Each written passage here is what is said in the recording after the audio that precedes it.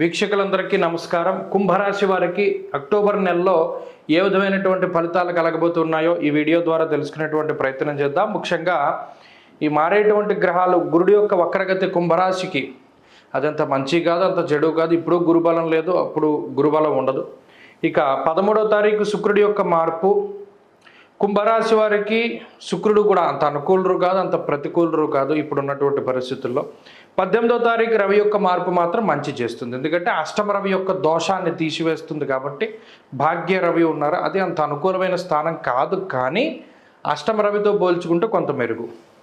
21వ తారీఖు కుజుడు యొక్క మార్పు, ఈ మార్పు మాత్రమే కుంభరాశి వారికి మంచిది. అంటే ఆల్మోస్ట్ ఈ బుధుడితో కలుపుకొని మిగతా గ్రహాలు ఏది మారినప్పటికీ 90%, అంటే ఇన్ని గ్రహాలు మారినా కూడా 90% ఆఫ్ ది ప్లానెట్ ఈ మార్పులో, ఈ 90% గ్రహాల యొక్క మార్పులో, ఈ 100% మార్పులో కేవలం 10% మాత్రమే యోగిస్తూ ఉన్నది. ఈ మొత్తం ట్రాన్సిట్లో కేవలం 10% మాత్రమే, అది కూడా కుజుడి యొక్క మార్పు ద్వారానే కుంభరాశి వారికి యోగం రాబోతూ ఉన్నది. మిగతా గ్రహాలన్నీ ఏం అనుకూలం కాదు. ఇక్కడ ఏలినాటి శని ప్రభావం ఉన్నది. ఈ మారేటువంటి గ్రహాలు ఈ రకంగా ఉంటే రాహు యొక్క బలం ఒకటి ఉన్నది, 2వ స్థానంలో రాహు బలంగా ఉన్నారు. ఇప్పుడు కుజుడు, ఇది గమనించండి. కుజుడు ఒక్కరు బలంగా ఉంటే చాలు, మిగతా గ్రహాలు ఎంత ప్రతికూలంగా ఉన్నా కూడా. అందులోనూ రాహు కూడా బలంగా ఉండడం వల్ల 2వ స్థానంలో, 2, 6 స్థానాల్లో బలంగా కొంత పాపగ్రహాలైనప్పటికీ అవి శుభ ఫలితాన్ని ఇచ్చేటువంటి స్థానాల్లో ఉండడం. ఇక్కడ జన్మశని వక్రించి ఉండి కుజుడితోటి షష్టాష్టకం పట్టినా కూడా కుంభరాశి వారికి అది మంచిదే. అయితే ఈ కుజుడు ఎప్పుడు మారుతున్నారు? 21వ తారీఖున, అంటే ఆల్మోస్ట్ 70% నెల అయిపోతుంది. సో కుజుడిని పక్కన పెట్టి చూసినప్పుడు 18 వరకు రవి మారరు, అప్పటి వరకు అష్టమ రవి దోషం ఉంటుంది.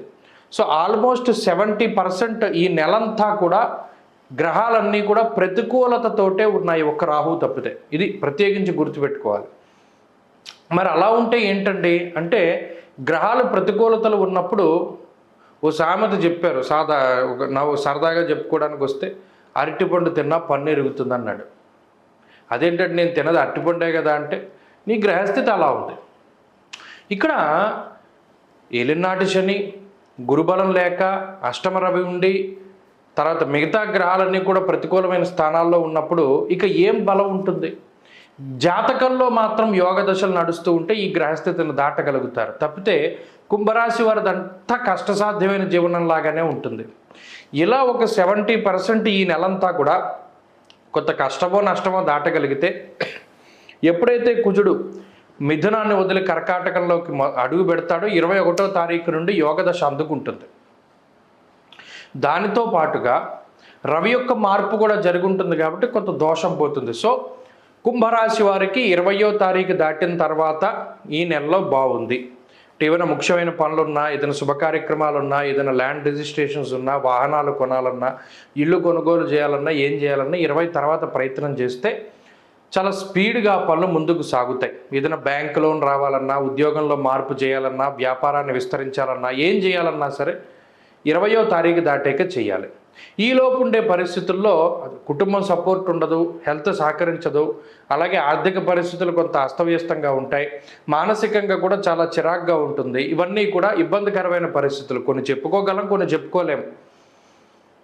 ఫ్రస్ట్రేషన్ వస్తుంది, అలాగే కోపం పెరిగిపోతుంది, అసహనం వస్తుంది, ఏమీ చేయలేనటువంటి స్థితి, ఎవరిని ఒక మాట అనలేనటువంటి స్థితి. కాబట్టి ఆ రకమైన పరిస్థితులు ఉంటాయి. కాబట్టి ఈ మాసంలో 20వ తారీఖు దాటాక పరిస్థితులు బాగున్నాయి. ఉద్యోగపరంగా కానీ, వ్యాపార పరంగా కానీ, వెల్త్ పరంగా కానీ, అన్నిటి పరంగా కూడా అప్పుడు బాగుంది. కాబట్టి ఆ 20వ తారీఖు దాటాక కుంభరాశి వారు ముందుకు వెళ్ళడం, ఈలోపు చక్కటి పరిహారాలను పాటిస్తూ ఉండడం, ప్రత్యేకించి అష్టమ రవి దోషాన్ని పోగొట్టుకోవడానికి 1 నుండి 18వ తారీఖు వరకు కూడా ప్రతిరోజు ఆదిత్య హృదయ స్తోత్ర పారాయణ చాలా మంచిది. క్రమం తప్పకుండా ఆదిత్య హృదయాన్ని పారాయణ చేయండి, గోధుమలు దానం చేయండి. అలాగే ఆదివారం నాడు, అలాగే శుక్రవారం నాడు ప్రత్యేకించి రాహుకాల సమయంలో దీపారాధన చేయడం, అమ్మవారి ఆలయంలో దీపారాధన చేయడం, దేవీ ఖడ్గమాల స్తోత్రాన్ని పారాయణ చేయడం, ఎర్రటి పళ్ళు దానం చేయడం వల్ల కూడా ఈ నెలలో మంచి ఫలితాలు సంప్రాప్తమవుతాయి. అక్టోబర్ నెల 10వ తారీఖు లగాయతు ఫిబ్రవరి 4వ తారీఖు వరకు దాదాపుగా 117 రోజుల పాటు వృషభ రాశిలో సంచారం చేస్తూ ఉన్నటువంటి గురువు వక్రగతిని పొందబోతూ ఉన్నారు. ఈ గురుడు వక్రగతిని పొందుతున్నారు, ఏదో జరిగిపోతుంది, ఈ గురుడు వక్రగతిలో ఉన్నప్పుడు విపరీతమైనటువంటి ఫలితాలు వస్తాయి అని కొంతమంది కొంత దుష్ప్రచారాన్ని చేస్తున్నారు. ఇక్కడ ఒక విషయాన్ని గుర్తుపెట్టుకోవాలి. శనేశ్వరుడికి వక్రం కలిగింది. దాదాపుగా చాలా రోజులు, ఆయన కూడా 100 రోజుల పైనే వక్రగతిలో ఉన్నారు. నవంబర్ 15వ తారీఖుతోటి ఆ శనేశ్వరుడి యొక్క వక్రగతి పూర్తయిపోతుంది. ఇక్కడ ద్వాదశ రాశులకి ఫలితాలని మనం అధ్యయనం చేసేటప్పుడు కేవలం ఒక గ్రహాన్ని మాత్రమే దృష్టిలో పెట్టుకుని ఫలితాన్ని చెప్పకూడదు. మిగతా గ్రహాల తాలూకు ఫలితాలు కూడా ఉంటాయి కదా. ఉదాహరణకి ఏదైనా ఒక రాశి తీసుకుంటే ఆ రాశికి గురువు వక్రంలో ఉన్నారు, గురుడిచ్చే ఫలితాలు ఉంటాయి, కానీ మిగతా గ్రహం వల్ల వచ్చేటువంటి ఫలితాలు కూడా వస్తాయి కదా. ఇది కూడా అన్వయం అవుతుంది కదా. కేవలం ఒక గ్రహం ఫలితం మాత్రమే వస్తుంది అని అనుకోవడం మన మూర్ఖత్వమే అవుతుంది. ఈ గురుడు వక్రంలో ఉన్నారు, ఈ 117 రోజులు లేదా 119 రోజుల పాటు కొన్ని పంచాంగాల రీత్యా 117 రోజుల పాటు గురుడు వక్రగతిలో ఉన్నారు కాబట్టి మీకు ఇది అయిపోతుంది అని చెప్పడం అది మన అవివేకము. ఎందుకంటే గురుడి వల్ల ఇది జరుగుతుంది సరే, ఒకవేళ గురుడు పాపస్థానంలో ఉన్నారు, దానివల్ల ఇది కొంత ఇబ్బందికరమైన పరిస్థితులు ఉన్నాయి, మరి దీనివల్ల మిగతా గ్రహం ఇచ్చేటువంటి శుభ ఫలితాలు కూడా ఉంటాయి కదా, దాన్ని కూడా మనం దృష్టిలో పెట్టుకోవాలి. కాబట్టి ఇందులో మేము చెప్పేటువంటి ఏ ఫలితమైనా ఒక గ్రహం వల్ల మాత్రమే మీకు ఇది వస్తుంది అని చెప్తున్నాం. కానీ అట్ ద సేమ్ టైం ఇంకొక గ్రహం వల్ల ఏదైనా శుభ ఫలితం కనుక వస్తే ఈ చెడు అన్నది తగ్గుముఖం పడుతుంది. ఇది ప్రధానంగా గుర్తుపెట్టుకోవాలి. కాబట్టి ఈ గురువు యొక్క ఈ 117 రోజుల వక్రగతిని దృష్టిలో పెట్టుకుని ఏ రాసులకి ఏ ఫలితాన్ని గురుడు కలగజేస్తున్నారు అనేటువంటి విషయాన్ని దృష్టిలో పెట్టుకోవాలి. ఎందుకంటే ఆల్మోస్ట్ రాశి సంచారం పూర్తయిపోతూ ఉన్నటువంటి టైంలో ఉన్న గురుడు 40 డిగ్రీలు 43 డిగ్రీలు వరకు వెనక్కి వచ్చేస్తున్నారు. మరలా తర్వాత మే 15వ తారీఖున మారతారు గురుడు వృషభం నుండి మిథున రాశిలోకి.